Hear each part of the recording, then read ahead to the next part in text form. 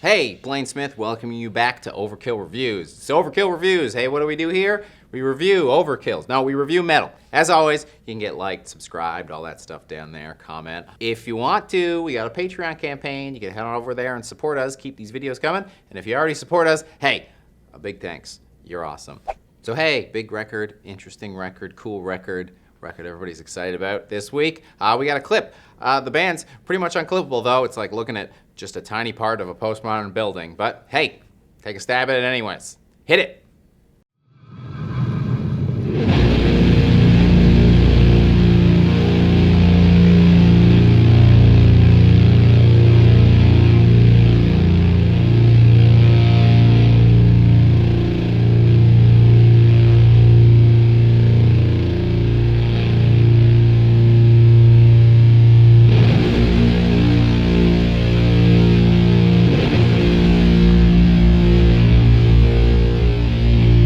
Yes, of course we had to talk about it. It's Sunn releasing Life Metal on Southern Lord Records, April 19th.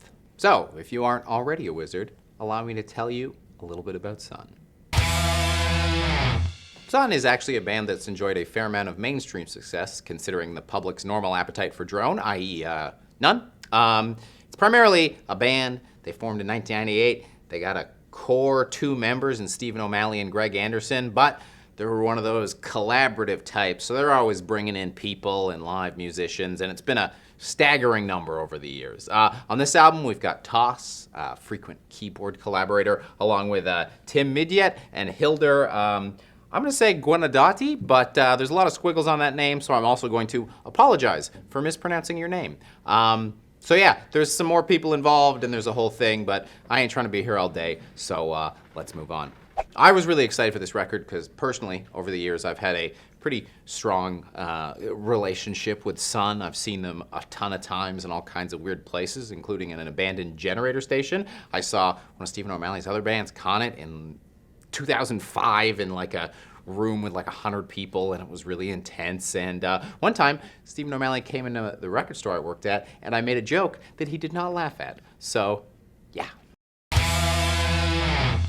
So, reviewing a Sunn record is weird. When I was writing it, it felt a lot like I was critiquing wine, sitting around talking about hints and notes that all Sunn fans would agree on, outsiders would find pretentious, and a sneaking suspicious down low that, in a double blind test, I don't know if any of us would be able to tell the difference between the album and an amp that somebody left on by accident. But hey, it's my job, so let's take a stab at it.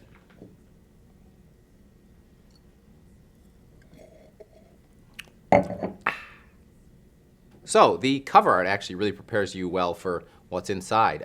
Samantha Keeley-Smith's cover has bright, vibrant colors and this illusion of depth to it, and that's kind of what's going on here, because this is by far the happiest record of Sunn's career. I feel like it's a better execution of what they attempted with 2015's Canon, where they tried to transition to happy, but they sort of kept one foot in the grave. Here, we've totally shed any of their sinister sound for an almost meditative album.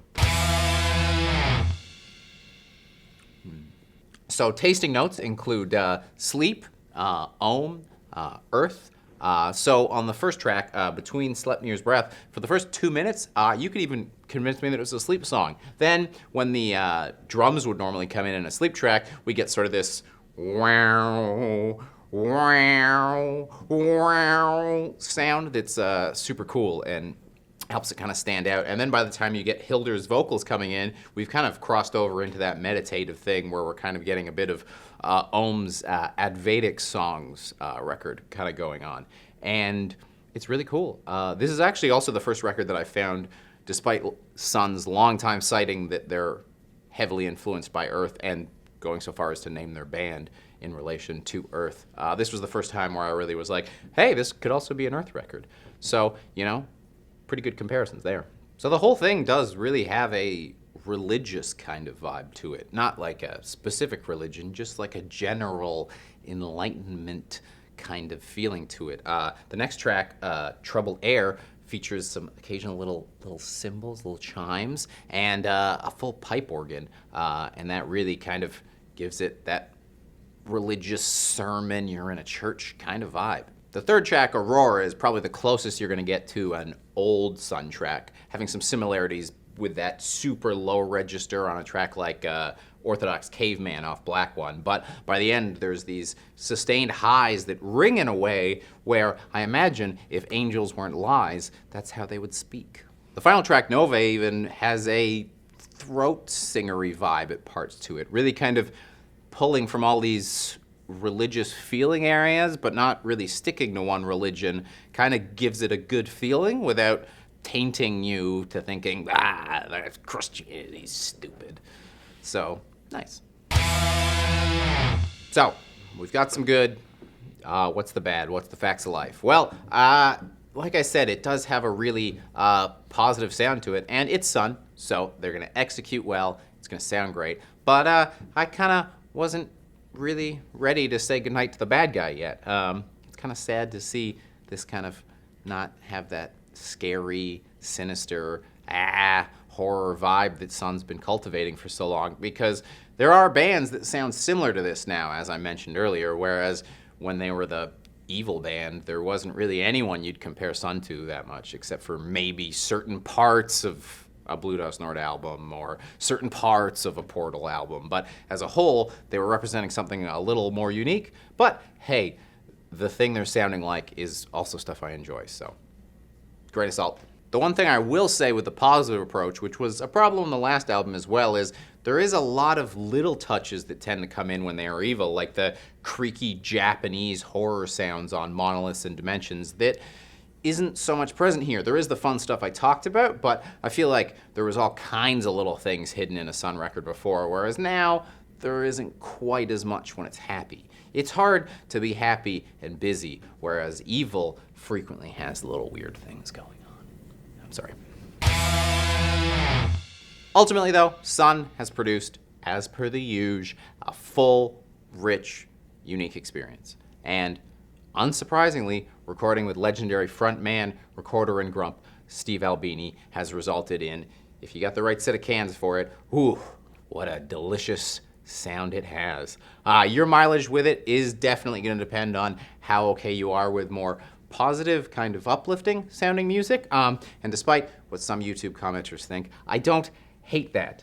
I just prefer it one way. It reminds me a lot of Earth Pentastar, which I think is one of the greatest albums ever made. And so that is why I'm giving it 4 out of 5 skulls with some closed brackets after each of the skulls.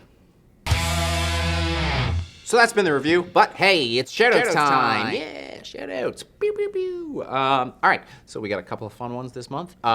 So if you like something a little weird and strange and dark, and you've been missing that from the Sunn record, Mork is releasing Det Svart Juv on Peaceful Records on the same day the Sunn record comes out. Norwegian black metal, but a little different and definitely worth checking out. And my next 2 shoutouts come from the Patreon tip sheet we put out. If you're a Patreon subscriber, all the Banger staff kind of gets together and puts out a little sheet of what's coming out in that month that we're excited about. So, hey, if you like these, you could be getting a bunch of these every month. So consider checking it out. Also out of Norway, Inculter released Fatal Visions on Edge Circle Productions, which is some super fast, fun, dizzying black and thrash for you. And finally, back on April 5th, Wormwitch released Heaven That Dwells Within on Prosthetic.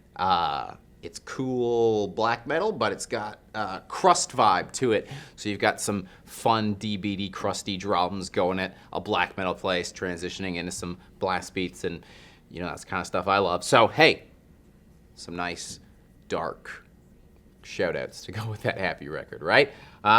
Thanks to everyone. Comment, like, subscribe, Patreon, all that stuff. I'm Blayne Smith, and hey, this is me signing off.